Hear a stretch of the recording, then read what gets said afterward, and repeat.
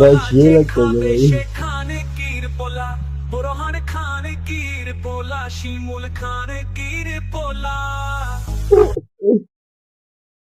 না মানে ভাই কি বলবো ভাই, সে একটা গান হয়েছে ভাই, গানটা আমার পুরো কলিজাতে যায় লাগছে ভাই, সে লাগতেছে।